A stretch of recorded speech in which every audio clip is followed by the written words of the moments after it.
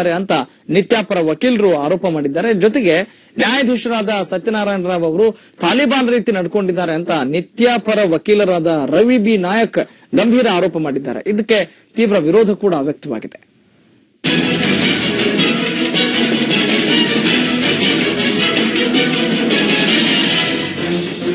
ನಿತ್ಯಾನಂದನಿಗೆ high court ಚಾಟಿ ಬೀಸಿದ್ರು ಕಪಟಿ ಸನ್ಯಾಸಿಗೆ ಯಾಕೋ ಬುದ್ಧಿ ಬರೋ ಹಾಗೆ ಕಾಣ್ತಿಲ್ಲ. ಈಗ ಮತ್ತೊಂದು ಕಳ್ಳಾಟ ಶುರು ಮಾಡಿಕೊಂಡಿದ್ದಾನೆ ಈ ನಿತ್ಯಾನಂದ. ಈಗಾಗಲೇ ಪುರುಷತ್ವ ಪರೀಕ್ಷೆಗೆ ಹೈಕೋರ್ಟ್ನ ಏಕಸದಸ್ಯ ಪೀಠ ಆದೇಶ ಕೊಟ್ಟಿದೆ. ಒಂದು ವೇಳೆ ಈ ಪರೀಕ್ಷೆಗೆ ನಿತ್ಯ ಒಪ್ಪದೇ ಇದ್ದರೆ ವಶಕ್ಕೆ ಪಡೆಯಿರಿ ಅಂತ ನ್ಯಾಯಾಧೀಶರಾದ ಸತ್ಯನಾರಾಯಣ ರಾವ್ ತೀರ್ಪಿನಲ್ಲಿ ಸ್ಪಷ್ಟವಾಗಿ ಹೇಳಿದ್ದಾರೆ. ಆದರೆ ನಿತ್ಯಾನಂದ ಈ ಆದೇಶಕ್ಕೆ ಕ್ಯಾರೆ ಅಂತಿಲ್ಲ. ಈ ಆದೇಶವನ್ನೇ ಮರುಪ್ರಶ್ನೆ ಮಾಡೋದಕ್ಕೆ ಹೊರಟಿದ್ದಾನೆ. ಅಂದರೆ ನ್ಯಾಯಾಲಯಕ್ಕೆ ನಿತ್ಯಾನಂದ ಸಡ್ಡು ಹೊಡೆದಿದ್ದಾನೆ. ಹಾಗಾದ್ರೆ ಈ ನಿತ್ಯ ಕಾನೂನಿಗಿಂತಲೂ ದೊಡ್ಡವನ ಅನ್ನೋ ಪ್ರಶ್ನೆ ಈಗ ಎದುರಾಗ್ತಾ ಇದೆ. ಈ ವಿಚಾರವಾಗಿ ಸಮಯ ನ್ಯೂಸ್ ಸ್ಟುಡಿಯೋದಲ್ಲಿ ವಿಶೇಷ ಚರ್ಚಾ ಕಾರ್ಯಕ್ರಮ ನಡೆಯಿತು. ಈ ಚರ್ಚೆಯಲ್ಲಿ ದೂರವಾಣಿ ಮೂಲಕ ಮಾತನಾಡಿದ ನಿತ್ಯಾಪರ ವಕೀಲರಾದ ರವಿ ಬಿ ನಾಯಕ್, ನ್ಯಾಯಾಧೀಶರಾದ ಸತ್ಯನಾರಾಯಣ ರಾವ್ ಅವರು ತಾಲಿಬಾನ್ ರೀತಿ ನಡ್ಕೊಂಡಿದ್ದಾರೆ ಅಂತ ಗಂಭೀರ ಆರೋಪ ಮಾಡಿದ್ದಾರೆ. ಟಾಪ್ ಆಫ್ ದ ಲೀಸ್ಟ್ ಅಲ್ಲಿ ಬಂದಾಗ ಅವತ್ತಿನ ದಿವಸ ಹುಷಾರಿಲ್ಲದೆ ಇರೋದಕ್ಕೆ ಟೈಮ್ ಕೇಳಿದ್ದು ಕೊಡದೇ ಇರೋದು ತಪ್ಪು ಅಂತ ನಮ್ದಷ್ಟೇ. ಮತ್ ಬಾಕಿ ದಿನ ಇಲ್ಲ. ನಮ್ಮನ್ನ ಏರ್ ಮಾಡಿ ಏನಾದ್ರು ಬರೀರಿ, ನೀವು ಡಿಸ್ಮಿಸ್ ಮಾಡಿ ಇದೇ ಆರ್ಡರ್ ಬರೀರಿ. ಮತ್ತೆ ರಿವ್ಯೂ ಪಿಟಿಷನ್ಗೆ ಸ್ಕೋಪ್ ಇಲ್ಲ. ಹಿಂದಿನ ದಿವಸ ಅವ್ರ ಆರ್ಡರ್ ಡಿಕ್ಟೇಟ್ ಮಾಡಿದ್ರಿಂದ ಇನ್ನ ಸೈನ್ ಆಗಿಲ್ಲ ಅಂತ ತಿಳ್ಕೊಂಡು ನಾವು ಮರುದಿವಸ ಹೋಗಿ ನೀವಿನ್ನ ಸೈನ್ ಮಾಡಿರ್ಲಿಲ್ಲ ಅಂದ್ರೆ ಮಾಡಬೇಡಿ, ದಯವಿಟ್ಟು ನಮ್ಮ ಆರ್ಗ್ಯುಮೆಂಟ್ ಕೇಳಿ, ಮತ್ತೆ ಇನ್ನೊಂದ್ ಸರ್ತಿ ಬೇಕಾದ್ರೆ ನೀವು ಅದೇ ಆರ್ಡರ್ನೇ ಬರೀರಿ, ನಮ್ದೇನೋ ತಕರಾರಿಲ್ಲ ಅಂತ ಹೇಳಿದ್ರೆ ಇಲ್ಲ ನಾನು ಕೇಳೋದೇ ಇಲ್ಲ ಅಂತ ಅಂದಿದ್ದಕ್ಕೆ ತಕರಾರಾಗಿ ಸ್ವಲ್ಪ ಘರ್ಷಣೆ ಆಯ್ತು ಅಷ್ಟೇ. Main petition out of turn ತಗೊಂಡು ಡಿಸ್ಪೋಸ್ ಮಾಡುವಂತ ಅರ್ಜೆನ್ಸಿ ಏನಿತ್ತು? ಹೌದು, ಈಗ 2 ವರ್ಷದಿಂದ ಪೆಂಡಿಂಗ್ ಇರೋ ಮ್ಯಾಟರ್ನ ಅಂತ ಅರ್ಜೆಂಟ್ ಏನು ಕಾರಣಾಂತರದಿಂದ ನಾವು ಬರಕ್ಕಾಗಲಿಲ್ಲ. ನನಗೆ ಹೊಟ್ಟೆ ಬೇನೆ ಇತ್ತು, ನಾನು ಟಾಯ್ಲೆಟ್ ಬಿಟ್ಟು ಆಚೆ ಬರದೇ ಇರೋ ಪರಿಸ್ಥಿತಿಯಲ್ಲಿದ್ದೆ. ಅಂತ ಪರಿಸ್ಥಿತಿಯಲ್ಲೇನೋ ಯಾರು ಸಾಯ್ಲಿ ಯಾರು ಬದುಕ್ಲಿ ನಾನ್ ಮಾತ್ರ ತೀರ್ಮಾನ ಮಾಡ್ತೀನಿ ಅಂತ ಅನ್ನೋದು ತಾಲಿಬಾನ್ ಆಗುತ್ತೆ ಅಂತ ನಾನು ಜಡ್ಜಿನ ಮುಖದ ಮೇಲೆ ಹೇಳ್ಬೇಕಾಯ್ತು. ರವಿ ಬಿ ನಾಯಕ್ ಅವರು ಹಿರಿಯ ವಕೀಲರಾಗಿ ಈ ರೀತಿ ಮಾತನಾಡಬಾರದಿತ್ತು ಅಂತ ಸಾಮಾಜಿಕ ಹೋರಾಟಗಾರ ಟಿಜೆ ಅಬ್ರಾಹಂ ಹೇಳಿದ್ದಾರೆ. ಈ ಕೋರ್ಟ್ಗಳ ಬಗ್ಗೆ ತಾಲಿಬಾನ್ ತರ ಆಡ್ತಾರೆ ಕೋರ್ಟ್ ಅಂತ ಹೇಳೋರು. It's in bad taste, it's not right. ಅರೆ ಕೋರ್ಟ್ ಆಲ್ಸೋ ಥಾಟ್, ನಾನೀಗ ಆರ್ಡಿನರಿ ಮನುಷ್ಯ ಇಷ್ಟು ಯೋಚನೆ ಮಾಡಿದ್ಮೇಲೆ ಅವ್ರಿಗೆ ವಿವೇಕ ಇರಲ್ವ, ಇದು ಯಾಕೆ ಇಷ್ಟು ದಿನ ತಗೋತಾರೆ, ಟೆಸ್ಟ್ ಮಾಡೇ ಬೇಡ ಹೋಗ್ಲಿ ಅಂತ, ಟೆಸ್ಟ್ ಮಾಡಿ ಮೂರ್ಸೇ ಬೇಡ ಅಂತ ಅನ್ಕೊಂಡಿರ್ಬೋದು. ಬಟ್ ಅದನ್ನ ತಾಲಿಬಾನ್ ಥಿಂಕಿಂಗ್ ಅಂತಲ್ಲ, ಪ್ರಾಕ್ಟಿಕಲ್ ಥಿಂಕಿಂಗ್ ಅದು.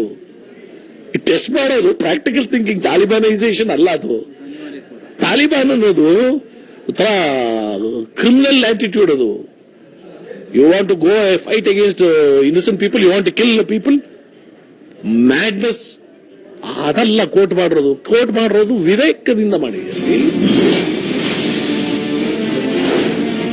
ಸಮಯ ನ್ಯೂಸ್ ಜೊತೆ ಮಾತನಾಡಿದ ಆರತಿ ರಾವ್ ಸತ್ಯಕ್ಕೆ ಜಯ ಸಿಕ್ಕೇ ಸಿಗುತ್ತೆ ಅಂತ ವಿಶ್ವಾಸ ವ್ಯಕ್ತಪಡಿಸಿದ್ದಾರೆ. ಇಷ್ಟು ದಿನ ಆಲ್ಮೋಸ್ಟ್ 4 ವರ್ಷದಿಂದ ಈ ತರ ಒಂದು ತೀರ್ಪಿಗೋಸ್ಕರ ನಾವು ಕಾಯ್ತಾ ಇದ್ದೀವಿ.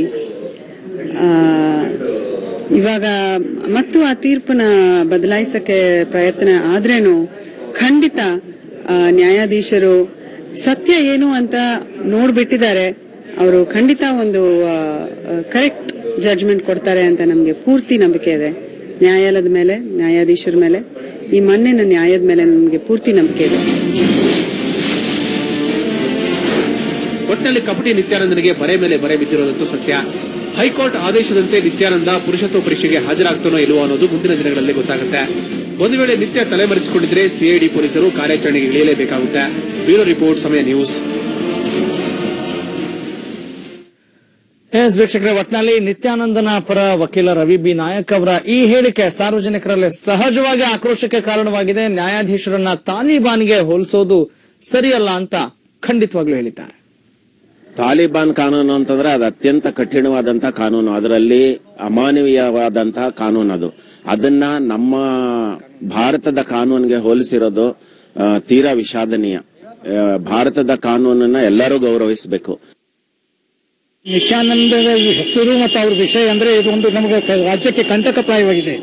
ಯಾಕಂದ್ರೆ ಅನೇಕ ಬಾರಿ ಇವರು ತಮ್ಮ ತಪ್ಪುಗಳನ್ನು ಒಪ್ಪಿಕೊಂಡ್ರು ಸಹ ತಾವೇ ತಮ್ಮ ವಾದ ಶತಸಿದ್ಧ ಅಂತ ಹೇಳ್ತಾರೆ. ಈಗಾಗಲೇ ಈ ಪುರುಷತ್ವದ ಬಗ್ಗೆ ಅನೇಕ ವೇಳೆ ಅವರು ಕೋರ್ಟಿನಿಂದ ಆಜ್ಞೆ ಆಗಿದೆ ಮತ್ತು ಜನರ ಬೇಡಿಕೆನೂ ಆಗಿದೆ. ಈಗಾಗಲೇ ಅದು ಆದೇಶ ಆಗಿದೆ. ಆದರೂ ಸಹ ಅದಕ್ಕೆ ಅವರು ಸ್ಪಂದಿಸ್ತಾ ಇಲ್ಲ. ತಮ್ಮ ವಾದವನ್ನೇ ಮುಂದೆ ಮೂಡುತ್ತಿದ್ದಾರೆ. ಮೇಲಾಗಿ ವಿಶೇಷವಾಗಿ ಈ ಪ್ರಕರಣದಲ್ಲಿ ಹೇಳಬೇಕಾದ್ರೆ ಅವರು ತಪ್ಪಿಸದಿದ್ರೆ ಅಥವಾ ಅವರ ಪುರುಷತ್ವ ಇಲ್ಲದಿದ್ರೆ ಈ ಚಿಕಿತ್ಸೆಗೆ ಅಥವಾ ಈ ವಿಚಾರಣೆಗೆ ಯಾಕೆ ಭಯಪಡಬೇಕು? ಪ್ರತಿಯೊಬ್ಬರು ಕೂಡ ಸಂವಿಧಾನಬದ್ಧವಾಗಿ ಕಾನೂನನ್ನ ಗೌರವಿಸ್ತಾ ಇದ್ದಾರೆ. ಹಿರಿಯರಾಗಿರ್ತಕ್ಕಂಥವರು, ಕಾನೂನಿನ ಎಲ್ಲ ರಂಗದಲ್ಲಿ ಕೆಲಸ ಮಾಡಿರ್ತಕ್ಕಂಥವರು, ಅದರಲ್ಲಿ ನಿತ್ಯಾನಂದನಂತ ಒಬ್ಬ ಭ್ರಷ್ಟ ಕಾವಿಯ ವಿಷಯದಲ್ಲಿ ಅವರು ಕೋರ್ಟನ್ನೇ ಒಂದು ತಾಲಿಬಾನಿಗೆ ಹೋಲಿಸಿರ್ತಕ್ಕಂಥದ್ದು ಅತ್ಯಂತ ಖಂಡನೀಯ. ವೀಕ್ಷಕರ, ಒಟ್ಟಿನಲ್ಲಿ ಕಾನೂನನ್ನ ಬಲ್ಲಂತವರೇ, ಕಾನೂನು ತಜ್ಞರು ಈ ರೀತಿಯಾದಂತಹ ಹೇಳಿಕೆ ಕೊಟ್ಟಾಗ ಸಹಜವಾಗಿ ಅನುಮಾನಗಳು ವ್ಯಕ್ತವಾಗ್ತಾ ಇದಾವೆ. ಹಾಗಾದ್ರೆ ಯಾವುದು ಸರಿ ತಪ್ಪು ಅನ್ನೋ ಗೊಂದಲ ಇಲ್ಲಿ ಉಂಟಾಗುತ್ತೆ. ಅದನ್ನ ಇಲ್ಲಿ ಸಾರ್ವಜನಿಕರು ತಮ್ಮ ಒಪಿನಿಯನ್ ಶೇರ್ ಮಾಡ್ಕೊಂಡಿದ್ದಾರೆ. ಒಟ್ಟಿನಲ್ಲಿ ಸದ್ಯದ ಸನ್ನಿವೇಶಗಳು ಮುಂದೆ ಯಾವೆಲ್ಲ ಬೆಳವಣಿಗೆಗಳಿಗೆ ಕಾರಣವಾಗ್ತವೆ ಅನ್ನೋದನ್ನು ಕೂಡ ನೋಡಬೇಕಾಗುತ್ತೆ. ಇದು ಈಗಿನ ಪ್ರಮುಖ ಸುದ್ದಿ. ನಾನು ನಿಮ್ಮ ರಾಘವ ಸೂರ್ಯ. ಈಗ ಚಿಕ್ಕ ಬ್ರೇಕ್